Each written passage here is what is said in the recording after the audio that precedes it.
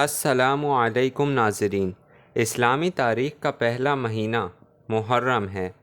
محرم الحرام کو محرم الحرام اس لیے کہتے ہیں کہ یہ حرمت والا مہینہ ہے جس میں جنگ و قتال حرام ہے۔ محرم الحرام وہ مہینہ ہے جس کی اسلامی تاریخ میں بہت اہمیت ہے۔ اس کے علاوہ یہ مہینہ ازل سے حرمت والا ہے۔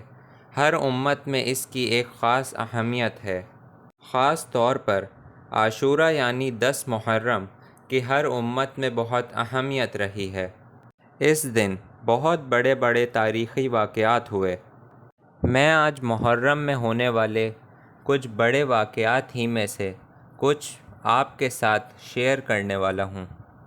حضرت آدم علیہ السلام کی توبہ عاشورہ کے دن قبول ہوئی اور حضرت آدم علیہ السلام کی ملاقات عاشورہ کے دن ہی حضرت حوا علیہ السلام سے ہوئی۔ اسی دن سب سے پہلی رحمت نازل ہوئی۔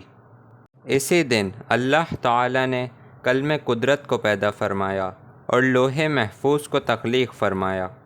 10 محرم کے دن ہی اللہ تعالیٰ نے زمین، آسمان اور پہاڑ پیدا فرمائے۔ عاشورہ کے دن ہی حضرت نوح علیہ السلام کی کشتی کوہ جودی پر ٹھہری اور آپ علیہ السلام نے شکرانے کے طور پر روزہ رکھا اور اپنے ساتھیوں کو بھی روزہ رکھنے کا حکم دیا۔ 10 محرم کے دن حضرت ابراہیم علیہ السلام پیدا ہوئے اور عاشورہ کے دن ہی حضرت ابراہیم علیہ السلام پر آگ گلنار ہوئی۔ 10 محرم کے دن ہی حضرت عیسیٰ علیہ السلام کی ولادت ہوئی اور اسی دن حضرت موسیٰ علیہ السلام کی ولادت ہوئی۔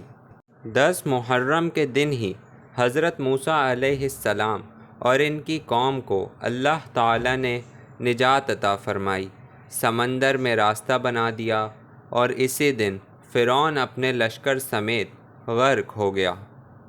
عاشورہ کے دن ہی حضرت یوسف علیہ السلام قید سے نکلے اور حضرت یونس علیہ السلام مچھلی کے پیٹ سے باہر آئے۔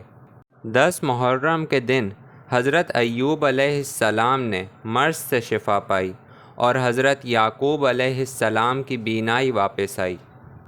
10 محرم کے دن ہی حضرت یوسف علیہ السلام کنویں سے نکلے اور اسی دن حضرت موسیٰ علیہ السلام جادوگروں پر غالب آئے۔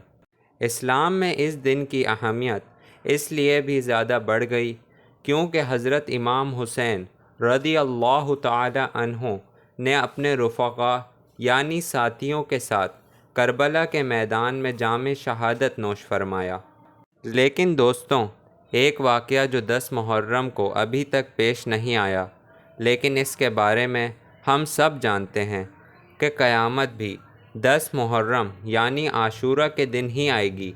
اس دن عاشورہ ہوگا اور جمعہ کا دن ہوگا۔ دوستوں، عاشورہ کا روزہ مسلمانوں میں بہت اہمیت رکھتا ہے اور پچھلی امتوں میں اس دن روزہ رکھنا ثابت ہے۔